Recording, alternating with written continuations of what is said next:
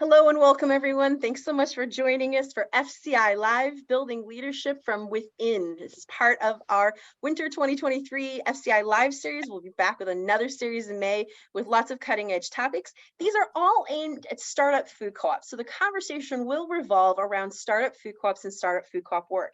I know we have a lot of folks here visiting also from established food co-ops tonight. Hello, thank you for joining us. I hope you gained something out of it. Just know that we will be focusing the conversation tonight around the needs of startup food co-ops.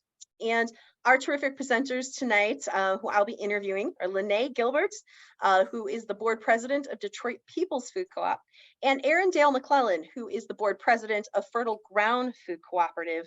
I am super excited to have them here with us tonight. Welcome, Erin. Welcome, Lene. Thank you, JQ. It's awesome to be here. Thank you so much for the invitation. Hello, everybody. So we're going to kick off this conversation first, just getting you guys introduced. So everybody knows who you are, what co-ops you're from, and then we're going to dig into this juicy topic about how you build leadership from within your co-op and from within your owner base.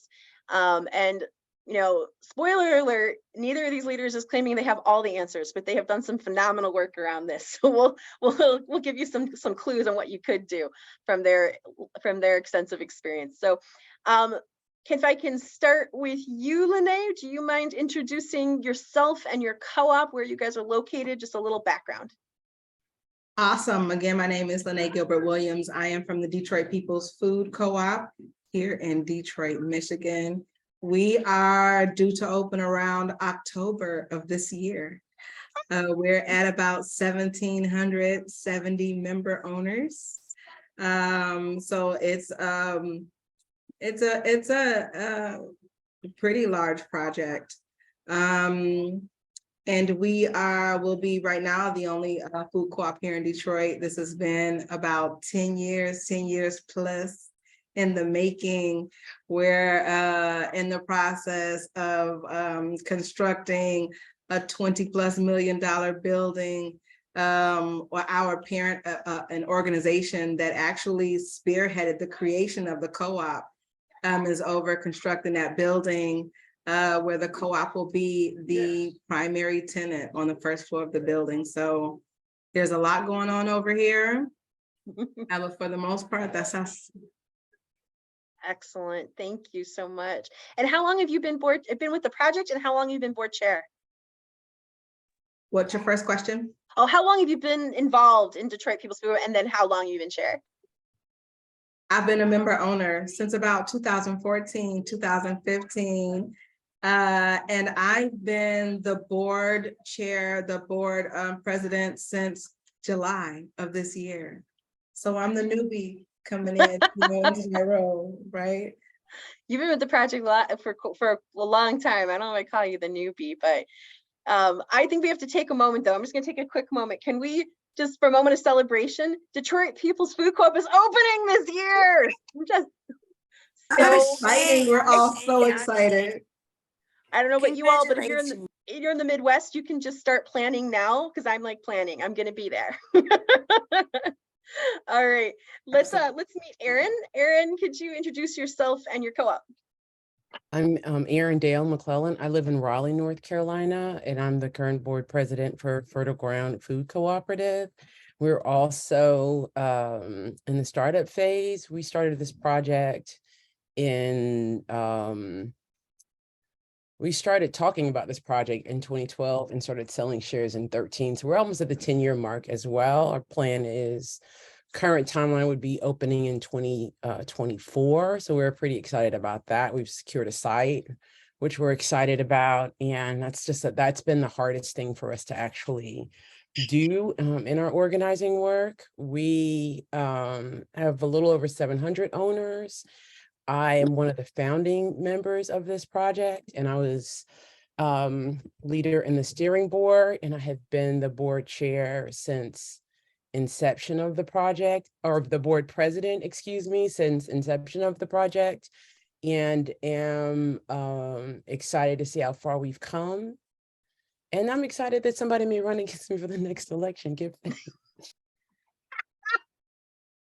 Everyone on here who is a board chair of a startup food co-op knows exactly how you feel. Can't wait till someone else runs for the job. So excited. Well, I'm And gonna then take I another. do want to also just thank, I see a number of our owners on, so I just want to give thanks to every single one of the owners of Fertile Ground that joined tonight. So thank you guys for your support. Absolutely. And I want to take a moment and big up, and we have to celebrate these things. So Detroit People's Food Co-op, a Black-led food co-op opening this year, and Fertile Ground, another Black-led food cooperative, has announcing their site in just a month or two. Woohoo! We want to give thanks. Congratulations. Yes. We got to celebrate those moments. This is so. All right, we're going to dive into our topic, and I'm going to ask each of you the same question. I'm going to start with Lene. See, this topic for this session didn't come from my brain. It came from Lene's. And when we were in Detroit this summer, we were lucky enough to be in Detroit this past summer for our board retreat for FCI, and Lene and I met, and she brought this topic up. She's like, this is a critical thing that we're working on in Detroit, and that we consider just as important as developing the store, is building leadership from within our owners, building leadership from within. And I wrote that phrase down because I was like, building leadership from within. I'm like, that's it. And we both got very excited. Like, we're going to do a session. So I want to turn it to Lene, and Aaron has brought up the same topic to me. They independently, I don't know if they've met yet. And I was like, you two, we have to talk about this together, do a session. So I'm going to ask you each, like, why are you, we've got so much to do as a startup food co-op, finding those sites, getting things built, finding the GM, just so much. Why are you so passionate about building leadership from within? What does that mean to you, and why is it important? I'll start with Lene. First and foremost, it's really, really, really important for me that member owners understand that this is their store, right? This belongs to no one individual. There are no big I's and little U's. I need them to understand that. Here in Detroit, we've had a couple of co-ops over the last few decades. Actually, the most recent one about 30 years ago. It's a predominantly African-American city, although we don't even have any Black-owned grocery stores right now, right? So they're mostly Arab-owned, some other ethnicities. And that's not usually how it goes in a city, right? You normally see business owners that reflect the population, that they serve. And in Detroit, we've had such a long history of issues that's not something that's happened, especially after our most recent uprising, what we called a Detroit riot. So it's really, really important to me that the member owners know that this is their store. And also when it comes to the Detroit People's Food Co-op, we say very confidently to all member owners, to everyone who supports us, that we will have and maintain Black leadership. It's important because the member owners here in the city need that win. They really, really do, right? So when it comes to our member owners, although we're saying unapologetically, we have Black leadership, we'll maintain Black leadership, and at the same time, we welcome and need assistance from everybody here, because Detroit it has so many people in Detroit from different ethnic backgrounds, right? And we have a lot of suburban cities outside of Detroit where different ethnicities are concentrated in those cities, but Detroit is the hub. So it's a magical place, it's a magical space and time to be in. And so that's just why it's so important. It's so important because we need everyone to know that you own this store, and we're all going to learn how to own it together. That's a big deal for me. It's a big deal for me that all of these different ethnicities own this store, and we're all working together to do it. So I need the member owners to run it. Excellent, absolutely. And needing the member owners to know how to run it is a big challenge. We're going to get into the challenge side of it in a minute. Aaron, why are you so passionate about this? What does building leadership from within mean to you? I think the main thrust for me is that we're fighting a long time to open this store, but we want to keep it open like 7, 8 times as long as it took us to organize it. And for that to be a reality, our owners really need to understand everything that is going on with the store in order to maintain it. The other reason, and that comes from within. I think second is it aligns with our values. So that cooperative value on education and training is critical, is a critical organizational value, but it's also like a critical way of being. For me, I'm of the Ella Baker school, and she said strong people don't need strong leaders. And I think about that a lot, because if you're investing in people to make decisions for themselves, then you're giving that power and that skill set over to that individual, and that person has that as agency, it becomes agency. And so that investing in people to be able to lead and govern for themselves, our co-op, but then beyond the co-op, the city council or other areas or government or nonprofit boards or et cetera. I mean, we're ultimately trying to build a solidarity economy. And so the governing of our store from our owners is a critical component of that, but it's building out towards other things that the owners could potentially do later in the future. So you're like investing in the future of your co-op. And without that investment, the project won't stand, or it'll open and it'll close. And those were some of the lessons that have been shared with us from co-ops that weren't able to stay open. So it's also listening to and hearing the stories of others and those challenges and trying to build from those, lessons. But really that ladder of engagement, so somebody is, doesn't know the co-op, then they become a volunteer, and then they become a leader of the co-op itself. That's what we're really striving for, I think, across our movement, or at least that's, you're shaking your head. So yeah, that's what we're striving for in our work. It's critical. And I know that Gem City is very much of the same, that, and they have found that was a challenging wall they hit when they opened, was continuing that ladder of growing leadership from within and participation. So let's talk about this a little bit.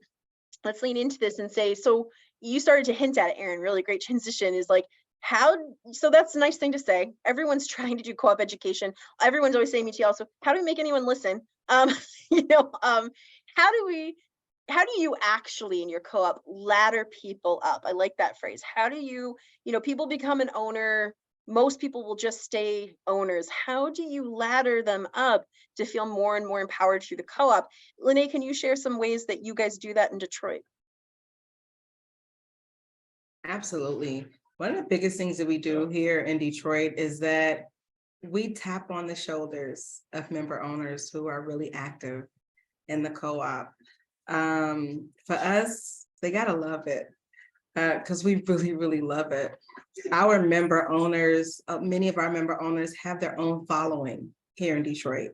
So they come from different community organizations, like Baba Malik. He's known here in Detroit for many of his community contributions. And again, the same thing for the majority of our board members, including myself. Some of us have nonprofit organizations. I'm board president of a couple of other organizations, actually. And so we tap on the shoulders. We say, hey, I noticed how passionate you are about the co-op. I love how involved you are. I noticed that you come to every single meeting. Would you consider, or is there any committee that you would like to join? Do you even know about our committees? Can we let you know? So we tap a lot. We have our chairs tap on the shoulders of member owners who are in the committees a lot. And I ask them, hey, is there any member owner, like we have elections coming up, we have 3 board seats to fill. Any member owners on your committee, or who shows up to the committee on a regular basis, or even member owners not on a committee who just shows an interest in joining a committee, that you would say, I definitely want to reach out to them and see if they're interested in a board position. Or member owners, absolutely. I see Sheila says committees can be a gateway to board seats. Absolutely. So the committees, the volunteers that show up at our different events, just noticing who shows up on a regular basis, who's on fire for this, who's asking a lot of questions. So we tap shoulders a lot. We reach out a lot and ask about those member owners. I personally, as board president, have reached out to member owners to say, hey, I noticed that you normally ask questions about this. I'm looking at the application that you submitted. I see that you exhibit skills in these different areas. You have this background. Would you consider? Some people are waiting for that invitation. You wouldn't expect it, but some people are waiting, they're definitely waiting for that invitation.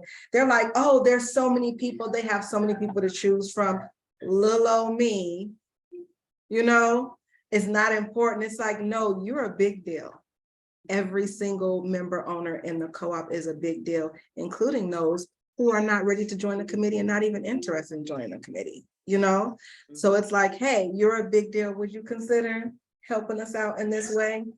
That's a big thing. I say that's one of the main things we do. I'm going to follow up on that, Lene, before I hand this to Erin, because I'm going to say, I think there's a lot of people on boards here, board chairs who are sitting here going, like, that's a lot of capacity to notice, to notice owners, to call them up, to look at those talents they wrote on the thing and say, hey, can we plug you in? How do you make space for that? And do you consider the investment worth it? It's absolutely worth it. Like Erin, we want to see this co-op here for decades, way outlive us. For me, I'm a mom of 6. Okay, so I have 3 adults, I have 2 teenagers, and I have a kindergartner.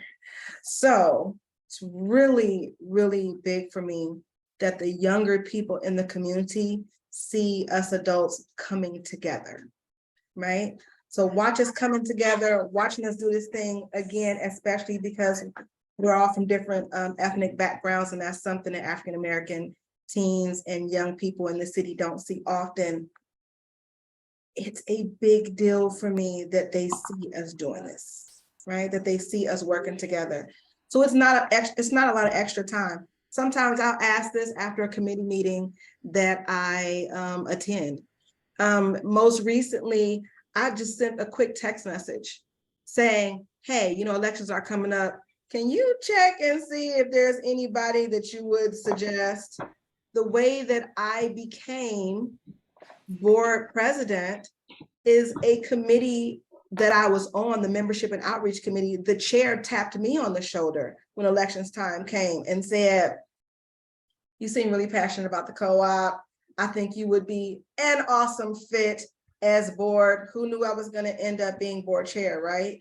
I didn't, but I thought that was really cool that she did that. She's like, I noticed this. Would you consider it? We really need you, so it's not a lot of extra time. If you're in contact with your committee chairs already, just add the question to whatever other questions that you're asking them about updates and things like that. I also ask them to kind of encourage people along. I ask them if they're up for it. Do you want to slowly tap on the shoulder of somebody, slowly pull them along, consistently call them out when you're in the meeting. Hey, I love the ideas that you share, and we all just had this particular discussion. Do you have any ideas that you'd like to share? I realize that that's something that you're really involved in. Ask that they groom the committee members into those positions.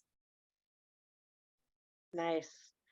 I'm going to bring the same question over to you, Erin, about laddering people up. You brought up this phrase, I love it. How do you ladder up owners? They've joined, they clearly care. How do you start laddering them up? What do those steps look like for you guys? Well, we've done a lot of different things over the years. I would say the most important thing is to have, like has already been said, having volunteer opportunities for people to be able to engage with the co-op. And one of the things that we started to do is pay attention to who was volunteering and invite folks that had been volunteering for a while to join the board. that gave us insight into how that person would work with the board already and their commitment to it. I think that that's one of the things that's really helped us. We did have a volunteer coordinator that was doing trainings that used to happen monthly, and then she had a baby and had to step away. And so we've just hired a community engagement coordinator whose name is Erin M., who is on this call. So if anybody did want to volunteer, I believe Erin's the other Erin is here with Fertile Ground. I believe that's who that is. Yep, it is. Okay, great. I had it right. So two Errands at Fertile Ground. And so that's a way now we have somebody to help us to move those volunteer opportunities. We've done different things, for instance, food delivery. We've done, we'll be at our Black Farmers Market, which is a Black-led market that happens in Raleigh monthly. It starts up in the spring. And so we have tabling and set up and close down and sort of recruitment happening there every month. So all of those opportunities, when we send out requests for people to volunteer and folks are consistently showing up, we tap those. And I would say that when we didn't do that, when we would allow somebody to maybe join or get a leadership role who had not been actively volunteering, that it was more challenging, I think, because they were less committed. So what I mean by that is maybe they showed up a lot less to meetings. It just wasn't, maybe we didn't do enough to onboard them. Well, that's not even true. We didn't do enough work to be clear about the commitment that was going to be required to join our board. So I feel like that as we've been working and recruiting and building from in, we've just gotten better at doing it because of things that didn't work so well in the past. So the training, the onboarding are aspects of that as well. We have a whole process now that we use. We have conversations with board members to orient them, which is something that we didn't do as well when we started. And I think those things help people to understand like who's making decisions, what is the culture. Another thing that's helped us is we have a commitment contract for board members that says, okay, these are the ways that we're going to behave and make decisions and how we're going to treat each other. And we reaffirm that, which we hope, and I hope, makes our place a safer place for people to volunteer in, because the rules of engagement are clearer, as well as what, the accountability mechanisms are clearer. Those are some of the things that we've done. Also, we get the consistency and trying to maintain the volunteer engagement has been probably one of the most challenging things for us in terms of like just scaling that up. But we, when we have projects and we ask community for help, they are always showing up, and I can't tell you the number of times they've helped with phone banking or, like I said, food delivery, all kinds of things when asked. And so that's a beautiful thing about this work, is I feel like people really actually trying to build community. And so they're invested in that, and that makes it a little bit easier to grow our capacity collectively. I think you guys have done a particularly excellent job of offering exciting, low commitment opportunities to get involved, and then the training. So like, some people love to phone bank. I will run and hide under my desk. But some people, I would love to just call and talk to people. And you guys have done a good job of, and you guys of course had your food boxes for a while, but just lots of, I think both your organizations, lots of exciting but not high level ongoing commitment opportunities. Is something I wanted to shout out and ask you more about. But first, I'm going to say, I think there's a bunch of people that if they said what Erin just said, I wish you caught it. Nobody gets on the board who hasn't served on a committee. And Lene's nodding. They disagree. And I think a lot of board people struggle with this because they're like, well, but we can barely find people for the board. And so I think there might be a false assumption that you guys have an easy time filling the board. And see, not so. But why is the bar in place? And Erin said it very politely, but you've all experienced, right? Somebody joins the board who has not ever bothered to like show up at an event, much less be on a committee, and they don't last 9 times out of 10. Because if they are, and Lene was pointing to this, if you aren't already passionate about our co-op, what are you doing on the board? And I'll throw it back to either of you real quick, but I think people find that bar terrifying because like, well, that's just it. Not enough people are passionate about it. People get these little eddies, right? Where it's like, well, no one seems to care about us 6 board members. What would you say back to that? How's that worked out for you? And I can throw that to Erin and then Lene. Y'all, seriously. Oh my God. Is there alcohol before we go into it? It's oh my God. Oh, I can tell you stories. What will I say? I will say that first I want to say conflict is, I did a training on conflict recently, yesterday or day before yesterday. Actually, Jasmine facilitated that. She's on here as well. It was an amazing conversation about conflict resolution, and from one of our leaders, one of our co-op leaders in Jackson, Mississippi, and she was talking about conflict actually helping to heal, to elevate, to create new opportunities, all of these positive things about conflict. And I just want to say that as one of the leaders of Fertile Ground, and we've experienced this conflict internally, even at the board level, and part of what we were having challenges with, our systems were not in place. But sometimes when your systems aren't in place, people take that personally, and they attack, or they are mad, or they're angry, or whatever. Trauma is, in this country, something we've all probably experienced. And so there's a lot that happens when folks are not familiar with your organization, don't really understand its culture, don't understand how decisions are made, and all of these aspects of it. And if they haven't shown that level of commitment before, some people join a board because they want to be on a board, like because it looks fancy or something like that too. It's a leadership role that looks fancy, but not all boards are the same. They're not all organized the same. Some are very different. And ours in particular is an incredibly intense board to be on, and a very hardworking board. And we meet regularly. We spend a lot of time thinking through complicated and complex things. And so if you're not joining to do that kind of work, and it's not a criticism, it just means that you might have been looking for some other kind of experience. It can create conflict if everybody is not on the same page. And I personally witnessed, when we recruited from within active volunteers, they have been amazing. We have the strongest board that we have ever had right now. I wouldn't change a person on our board for anything right now, but it took almost 10 years to get to this board. And so I would just offer that bringing from in helps people already be familiar with the culture. You can leverage their level of commitment and experience with the co-op, and they've already shown you that they are going to do the work before they got the leadership role. I think yeah. And I just wanted to point out again, these are not boards that didn't try. Let's just take anyone who's willing to do it, who seems smart, but they've moved to this because it's worth it. So Lynn, I was gonna ask you, like, I just let you throw it to you too. It's like, what's your experience with this? Why this boundary that you have to know someone and know their commitment to the co-op before you even ask them to run for the board? Yes, I'd rather a few very committed members than a lot of different people showing up who barely want to be there.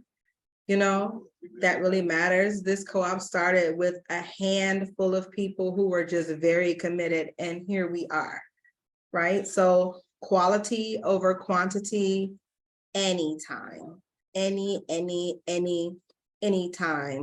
A co-op is, again, a co-op is a big deal. Any co-op is a big deal, where you're bringing people together to learn to cooperate with each other, who may not have even met each other or even been around each other or partnered together to start a business had your co-op or the planning of your co-op not been in place. So it's a big deal. You really have to care about that as a vision, right?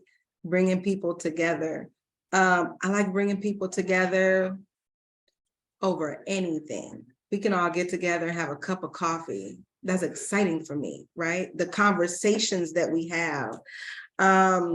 So that's what I say to that quality over quantity any day. It's way too easy. We've seen Fortune 500 companies fall, y'all. It's very possible to fall. So you never want to rush anything, rush to the top. And you want communication, like Erin said, to be very, very clear.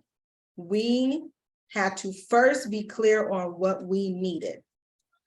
And we have to remain clear on what we need at any given time. I've been the volunteer coordinator for a free clinic here in Detroit, all volunteer operated except the one medical director. And we've had a lot of different people to come through volunteering for different reasons. You need to know the motivation of your volunteers. You need to know the motivation of your committee members. For me, the previous board president, when I just put in an application, I just put in, submitted an interest in being on the board. She reached out to me personally. Hey, got a quick question. Why is it that you want to be on the board? What is it that you love about the co-op? She asked me those questions personally. Tell me a bit about your background. Tell me a bit about your life, things like that. She got to know me and I was just a candidate, So that was really, really important. I think it matters. Take that little bit of extra time to ensure that those in leadership of this project that you love so dearly actually love it as well, for whatever reason. Sometimes it can be students who are like, hey, I love the field that I'm going in. I just want to get some extra experience. I love what y'all are doing. I love being here. Cool. I need you to love something, right? Because love is that great motivator. What is it that you're here because you love the community? You got to love something that's tied to this co-op and believe that this co-op is going to help deliver that. Thank you. It's wonderful. I'm going to pivot on you two. We didn't talk about this one ahead of time, but it's emerged. I'm listening to you, which is, so we were talking really great about how to find the right leaders for the co-op, why not to compromise. There's another thing that I think you guys both do as co-ops, particularly better than the average startup, which is you keep community ownership and cooperation at the center of how you talk. I think I was on a peer call today. Someone very astutely said, I think we've been selling the idea of a grocery store too hard and not telling people, so they're like, yeah, I gave you $100. Where's my co-op? Instead of selling the idea that we as a community are organizing something. How have you kept that at the center of your culture? We all struggle to do it when we try to get our message broad enough to get hundreds of owners. How have you kept at the center of the conversation the values beyond just the grocery store? And I'll throw that to Erin first. Go with Erin first. People follow a vision that inspires them, I believe. And we are building community through the vehicle of a grocery store. And that's going to be owned by our community, by we. I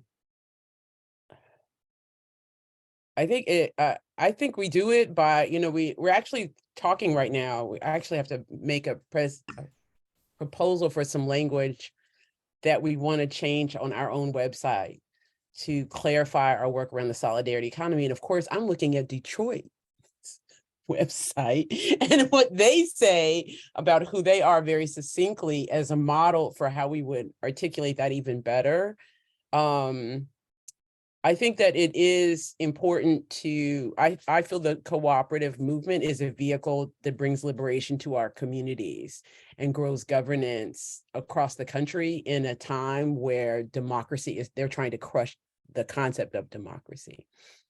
And I think a lot of people understand that in the broader community. And so raising the higher values, I think, helps people to understand what we're really fighting for and see, our project of the grocery store opening as our first step to having an enterprise that will help maintain this beloved community that we're trying to grow. And so I think that it helps to inspire people. It also helps to raise a vibration about our work, because it's not, for us, it's not just we're in life or death in our communities though. So when you say that we do it better, it's because we don't actually have the option of not talking about what we're ultimately trying to do here. So I'll throw that over to Lene. I think it's a very fair point.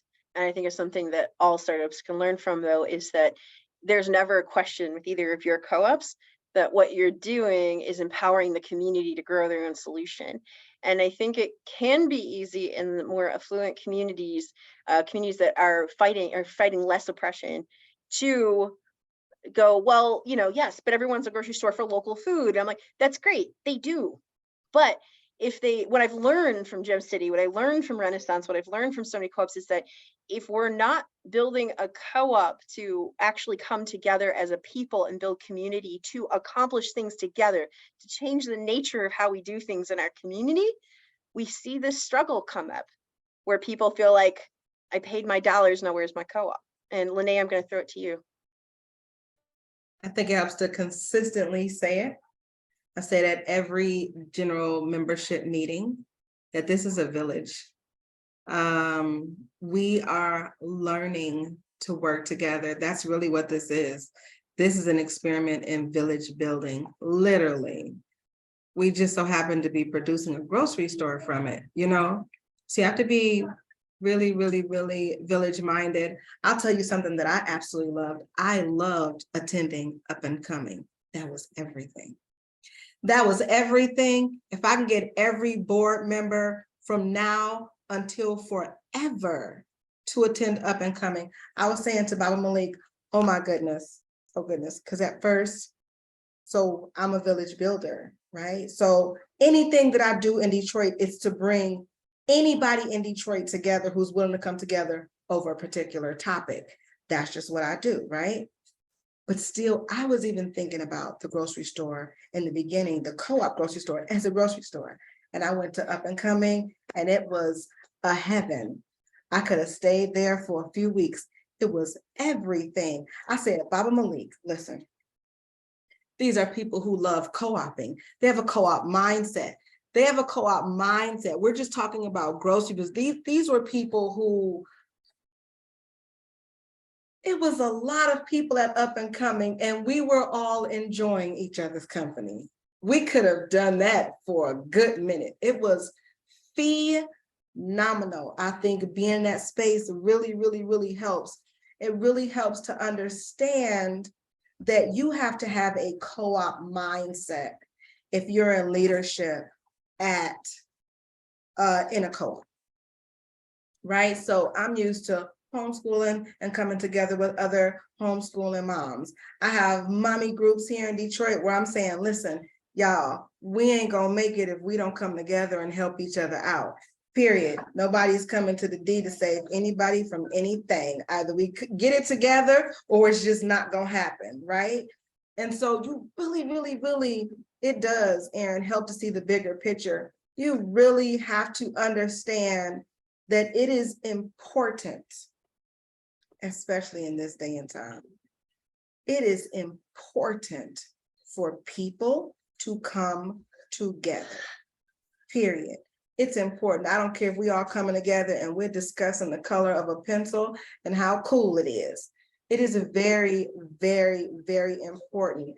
And it's awesome to be able to say to people and to be in a leadership position, in something like a co-op, because we all got to eat. We all like food. That's just a pretty cool thing to come together over. It's awesome to be in this leadership position and say, not only are we all going to come together, but you are actually going to see something tangible from it. I'm talking about the building, and it's on a main street in Detroit. We ain't like in the back. We ain't in the center somewhere. We're not hidden behind anything. We're on Detroit's main street near downtown, and Detroit has a pretty impressive downtown, right? Yeah. Oh, you see us. The building, I thought light green and orange. You can't miss us, right? So it's like when we all ride past that building, we're all coming together, and you can see the product. You can see what happens when we come together. That is phenomenal. So I think the main thing is you really have to have a co-op mindset. You have to have a democratic mindset. Even if you're just the board chair on down and you just keep striving to infect everybody else, 9 times out of 10, you don't really have to. If you got if you focus on quality over quantity, you're going to have people there who want to be there too, right? So Yeah. just the fact that you came together for a co-op grocery store, who does that? Comes together for a co-op anything, that is dope. That's everything. So just if we keep that for those who are there, and when you talk to each other, consistently talking about co-ops in the city and how co-ops work, and sometimes that just be the focus of our conversation. Just, you have to keep it alive. I've got one more big question for you two. I had two, but this one's the more important one, and I think we're not gonna have time for both of them. And the last thing I want to point out, one thing I adore about Lene's and Erin's leadership is you will never see them be the least bit shy in their pride, in their co-op, and their belief in its importance. And they do see people shy away from and not want to be, well, you know, we're doing this thing. I mean, they have no doubts in their mind that what they're asking for you to be a part of is a terrific solution that has a future. And it really does mean a lot to how well you communicate to the whole community when the leadership has that passion. But I'm going to stop talking because I got another question I really want to hear the answer to. And Erin, I'm going to start with you, which is, if you had infinite resources, let's dream, what additional ways would your co-op help build leadership from within? What are your ideas? What are your brainstorms? I know both of you are very creative, big thinkers, so I wanted to hear the answer. Oh my God. What a wonderful question.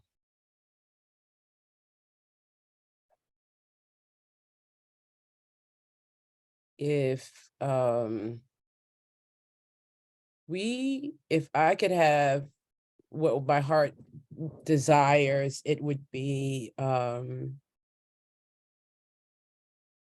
core set of at least 100 volunteers that were well trained and met every month, that were owners, but were volunteer owners, meaning they were working in an organizing capacity.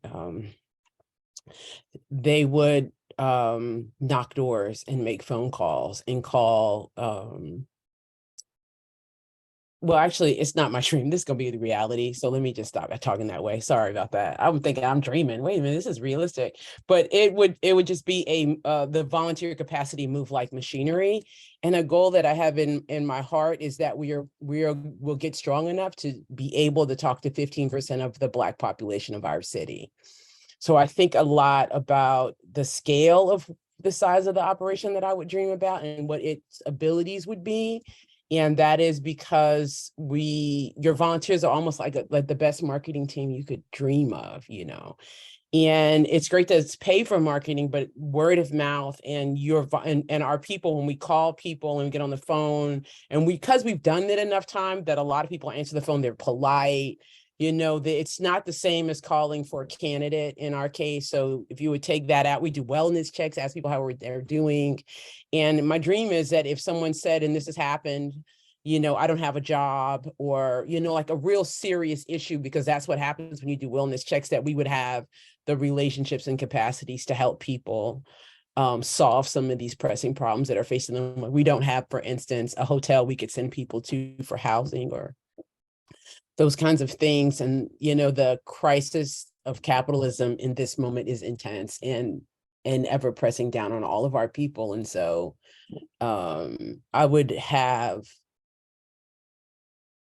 the volunteer base move like a mutual aid organization of a massive type of scale. And I believe that that would help us to draw people from across the city to our co-op as committed and regular shoppers, because they know that this store cares about them so much, versus Food Line, which will never care whether you make it out the parking lot. It's obvious by how the traffic is in the park. So, you know, like it would just be like, oh my God, this organization cares about me so much. So I want to shop, donate, and serve and be a part of what they're trying to build. And I think that that does require larger organizing capacities. And we have other issues beyond food security. Like, it's great to have a grocery store, but if somebody has nowhere to take their groceries, which is a pressing issue in our city right now, I want to be able to help resolve other challenges too through a cooperative model. And I want to shout out that during the pandemic, the first years of the pandemic, um, that Fertile Ground, I want to shout Suncoast, Market 166, a lot of you moved to a, to this community care model. How are we going to get food to people? Let's do wellness checks. Let's just talk to people. People are scared. And, if anyone's going to be the first organization, the first food co-op to open and really absolutely have a community care arm and our little army of volunteers doing it, it is going to be one of your two co-ops. And I think it's something that Gem City wanted to do and didn't quite get there with their opening. But I just want to shout out that there was some incredible work done by some startups that are on this call and not on this call, to do that work during the early years of the pandemic. And I'm excited to watch you guys carry it forward. Lene, what are your dreams? If you could build more to really help people become more leaderful in the co-op, what would you see?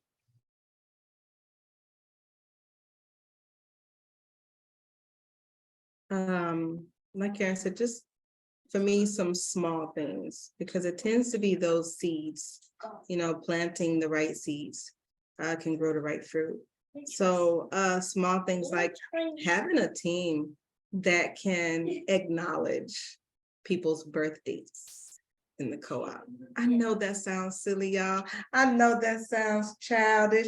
That is absolutely phenomenal when you can love people up and they can feel it.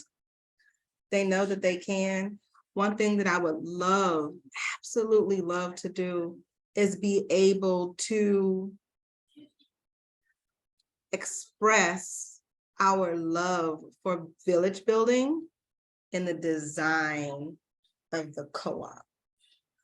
I want people to come in and just know it. Like, this ain't a gimmick. This is not something that we say to be cute. It is not that at all. Again, the board members that are involved currently are all about community. I would absolutely love to see, and this is something that I'm working on.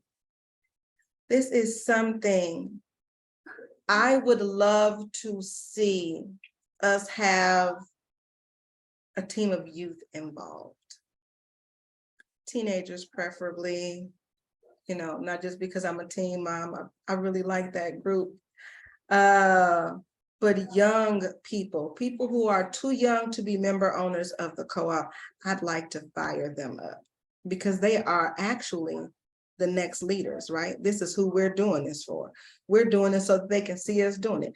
We're doing this so that they can be inspired to do this themselves a few times over, right? That they can envision another way when it comes to village building and business building. So I would absolutely love that.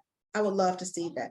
I would love to see the board members, I would love to see the member owners wrap their arms around young people in our co-op, really take them in and adopt them. Some really be willing to groom them for leadership or even to work in the store, I had a 14-year-old young man ride past the store one time when I was doing a live, and he was like, "What is that?" And I was able to tell him, and he was just amazed. I'm like, yeah, I simplified it. Yeah, the grown-ups are coming together to build a grocery store. That's it right there. That's what this mammoth of a building is. He was so impressed, and he was like, "Hey, I'm looking for a job right now." It's like me, he's 14, me and my mom and some siblings, and we stay in an apartment right down there. Like, "Do you think you can help me find a job?" I said, "Bet. Give me your phone number." Well, my phone is off right now. I can give you my Instagram. He gave me his Instagram, and I've been helping him to find a job and connect him to community resources, right? I want us to do that. I want us to target the young people on purpose. I want us to communicate to them that we love you. Not only do we love you and we're doing this for you, but we are confident in your ability to carry this, right? I want them to have hope. That right there, that would be everything for me. Those are both unbelievably beautiful visions. And I want to point out something that you both kind of pointed to, which over and over again is how I guess I would ask the question to others who are here, just in your own minds, like, how are you expressing love for the community through how you communicate as a co-op? I think that's the thing I hear so readily in the way both your co-ops communicate and in every decision you make. And I think that some people can be shy of expressing love for the community through the co-op's communication. And I think it's a big takeaway from me. I guess we do have a minute or two. Anyone has any questions they want to throw in a chat or raise their hand? We do have a couple minutes. If people have anything they want to ask specifically of these leaders or comments they want to share, please go ahead and throw those in the chat. I know that my other question was going to be, what challenges are you still facing in building leadership in your co-ops? But in some ways, those are the least interesting questions. So I would, I wanted to hear the dreams and what's working. And then if there's anything from the community that is listening tonight that they want to talk about, I'd rather center that. So if anyone has any questions or comments, go ahead and raise your hands or put them in the chat. As leaders, have you guys participated in succession planning? Have you thought about how you're going to build the people to take over so you can have someone run against you? Either of you want to take that? Well, I'll take it because it ain't time for you to be talking about that July. I asked people to run against me. It's one thing I have done, and then I have been declined a lot. And right now, and I've thought about it a lot, meaning I asked for certain people that I show that are showing strong leadership. And right now I'm actually hoping that we will, we have a number of strong leaders now, and it's my desire to present to our board some type of chair thing where you have like your president, and then we have a vice president, but our vice president is not interested in being the chair. So that's not typically that would be how you would structure something like that. But to be able to have that person who is interested in running, like, shadow me for a year before actually taking on the role, and that would be mostly to introduce them to funders and other kinds of people that would be important for them to know. So absolutely, I think about it a lot, and we don't have a system in place in the organization that we're using, but it's a topic of discussion for me with several of our leaders. Thank you, Erin. And I've got one more in here, and I think Lynn will have time for it. I'm gonna throw it to Lynn first. But truly, I think one of the things people probably listening here was like, well, that must be nice. You have committees that function. Well, if we had committees that function, then I'd know where to find board members. So, Lynn, how do you build strong committees? That was the question. How do we build strong committees? Oh goodness, it's really by building and helping to inspire member owners. So not just member owners, but again, knowing what those member owners' motivations are and tapping into the skills that they have. It is okay to say, hey, we need a certain skill set. We need people with certain types of skills on this committee. You cannot play around on our finance committee. Our finance is serious about that. We're all serious about that. So really pulling from people. Okay, I'll come help you. Okay, really just whispering about some kind of paper that fell out. Probably out of my briefcase. It's okay, just pick it up. So being willing to say what experience you need for the committee. I think that's it too. If everybody just wants to play with the communications committee and media and things like that, you don't have time for that. Have some committees where people can kind of play around. If you want to create a committee like that, that's what's up. So building strong committees, be very intentional about seeking out member owners who have a certain skill set. Throw it in your newsletter, put it on your social media, let everybody know, tell everybody to talk about it until they're blue in the face, till you get one very, very strong committee. You're good with that, start the next committee. Oh my God. Oh, please listen to Lene. Build one strong committee, then continue. Don't build more of them. Don't just build 5 that don't work. Erin, your thoughts on anything that helps strengthen committees and made them work at your co-op? I would say we have a new process we're instituted now where we have a charters for each committee with their actual yearly work plan that's tied to a timeline. I know this has to do with new leadership, not me. I'm not even taking credit for any of that. It's actually some of our new dope board members. And then we actually now we're onboardable. Can you guys believe that? I can barely believe it. We are onboardable as a system, y'all. Seriously, it works. Oh my God, we resisted. This But is then we software, get by the way, called assignments. It's a Boardable. software, right? You can put, communicate as a board, and then we also recently just all got our own email. So we have a fertile ground email separate from our personal. So a lot of systems things that helps us to manage all of these tasks and make people get assigned tasks. And now we can watch that. And Brenda, our project manager, is actually on this call, and Aaron, both of them. So they kind of help with that work to manage and track those tasks now, which is a lot of work. So we've also just only had 3 standing committees the whole time. So I'll also share that: marketing and outreach, the business development, and the finance and fundraising committee. We've changed that a little bit, but we've never had a lot of committees for our efforts. So Strong, again, what Lene said, quality, not quantity, with committees as well. So we are at the top of the hour, and I always end at the top of the hour for my speakers. Now, Lene and I are willing to stay. Erin's got to jump. So I just want to take this moment to celebrate and thank Erin and Lene for bringing all of their wisdom and insight and experience to us tonight. Thank you guys so much. We really deeply appreciate it. I am real quickly, and I won't take long, I promise, just talk a little bit what's coming up next. After this one, it's going to be hard to top, but we have Building the Store Your Owners Expect, which is actually tomorrow about how do you take the vision of your owners and what they hope the store would be, and when the GM shows up, help them make decisions and work with them to make decisions that make the store reflect that culture. Because we've seen GMs come in and build good stores, but they don't reflect the culture of the co-op. So it's going to be a really interesting conversation. Earning your owner's business. This is again aimed at stage 3 years. Your owners won't automatically shop with you. You have to court them as shoppers. And we have a GM who's excellent, Peter Waldman, who's going to be here talking about that. And then I'm so excited, Monday, LaDonna Sanders Redmond will be here with Common Threads, talking about the connections between slavery, cotton, and the cooperative movement in the United States and how it has colored the cooperative movement. It's going to be amazing. It's actually her first time presenting this research, so I hope you do not miss it.